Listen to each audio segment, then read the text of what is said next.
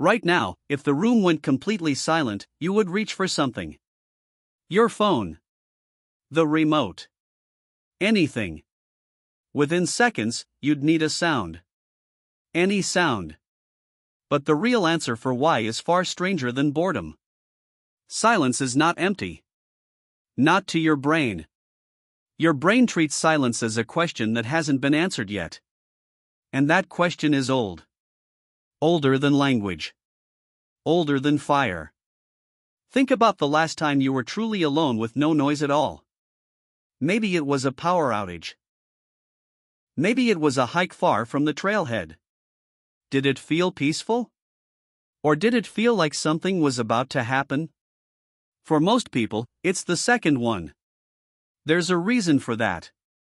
And it starts with how your ancestors survived. For nearly 200,000 years, humans lived in small groups scattered across open landscapes. No walls. No streetlights.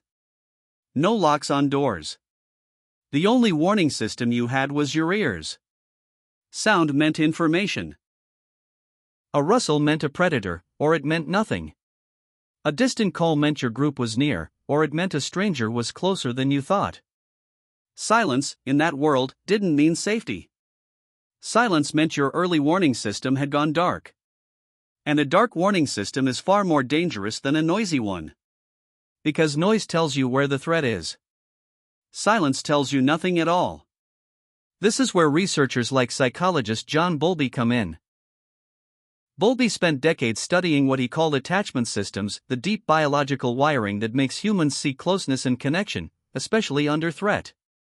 His research showed that isolation itself triggers a stress response in humans, not just danger. Silence, when paired with being alone, mimics the exact conditions Bowlby identified as most threatening to the nervous system. Your brain doesn't know the difference between no one is nearby and no one is coming to help you. Those two ideas feel identical to a nervous system built for the savanna. Not built for a quiet apartment on a Tuesday night. There's a term for this: hypervigilance. It sounds clinical. It isn't. It just means your brain switches into scanning mode. Ears tuned to threshold. Small sounds get amplified. A creaking floorboard becomes a full sentence your brain is trying to translate. This isn't a flaw. It's a feature. It kept your ancestors alive long enough to have you. But here's where it gets stranger. Silence doesn't just trigger alertness. It also triggers self-focus. And self-focus, for a modern human, is not always comfortable. Neuroscientist Marcus Raichle discovered something in the early 2000s that changed how researchers understood the resting brain. He found that when you're not focused on an external task, when there's no noise, no stimulation, nothing to attend to, a specific brain network switches on. It's called the default mode network. And it doesn't rest. It turns inward. It replays memories. It rehearses conversations that already happened, or ones you're dreading. It surfaces worries you thought you'd buried. Silence removes the noise that was drowning that network out. Suddenly, there's nothing left to distract you from yourself. For many people, that's the actual discomfort. Not the absence of sound. The presence of their own unfiltered mind. This is why so many people fill silence immediately. A podcast in the background while cooking. Music while working. The television on, even when no one's watching it. It's not about entertainment. It's about keeping the default mode network occupied. Keeping the inward mirror pointed somewhere else. There's a well-known study that captures this almost perfectly. In 2014, psychologist Timothy Wilson and his colleagues ran an experiment where participants were left alone in a bare room for just 15 minutes. No phone. No book. Nothing to do but sit with their thoughts. The only other option available to them was a device that delivered a mild electric shock. Here's the strange part.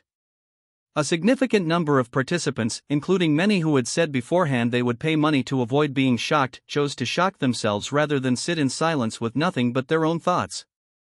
Let that sit for a second. People chose pain over stillness. Not because the pain was pleasant. Because the stillness was worse. That single finding tells you something enormous about the modern relationship with silence. It's not that silence is unpleasant by itself. It's that silence removes every excuse not to face what's actually going on in your head. And for a species that spent 200,000 years needing to stay externally alert to survive, sitting quietly with internal thoughts is a strangely new demand. Evolution didn't prepare you for that particular kind of stillness. Cities did. Screens did. Constant stimulation did. So what changed? It wasn't your brain. Your brain is running the same hardware your ancestors had. What changed is the environment around that hardware. For most of human history, silence and danger were rare and dramatic. A predator. A storm. A hunting party gone quiet. Silence was the exception, and it was usually short. Now silence is the default state you have to actively escape from. Notifications, playlists, autoplay, background noise in every coffee shop and car ride, these exist, whether intentionally or not, because human attention abhors a vacuum. Something will always rush in to fill it. If it isn't a threat from the environment, it becomes a thought from within. There's a quieter irony buried in all of this.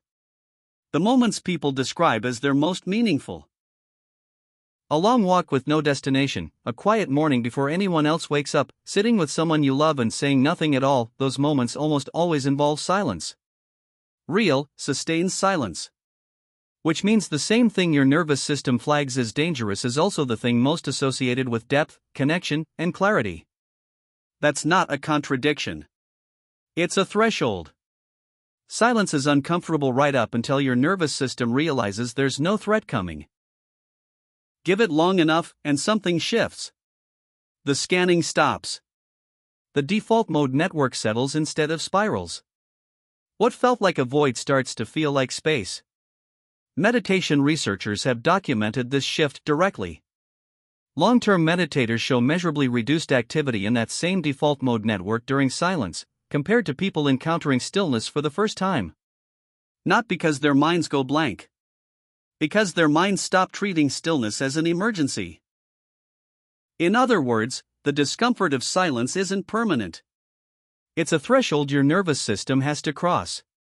Most people never cross it, because most people reach for the phone at the exact moment discomfort begins to build. The remote gets picked up. The scroll starts. The threshold is avoided every single time, which means it never gets crossed. Think about your own day.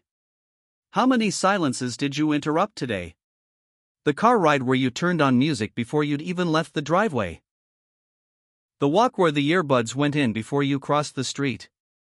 The evening where the television turned on the moment you sat down, before you even decided you wanted to watch anything. None of that is a failure.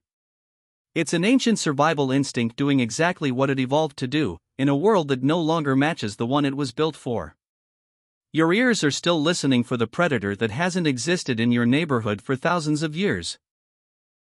Your mind still treats an empty room the way your ancestors treated an empty savanna, with suspicion, not peace. But knowing that changes something. The next time silence starts to feel unbearable, you'll know it isn't weakness. It isn't even really about the silence. It's a 200,000-year-old alarm system, still faithfully doing its job, in a world it was never designed for.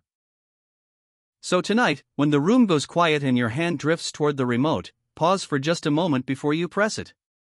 Sit in it. Not because silence is comfortable. It probably won't be, not at first.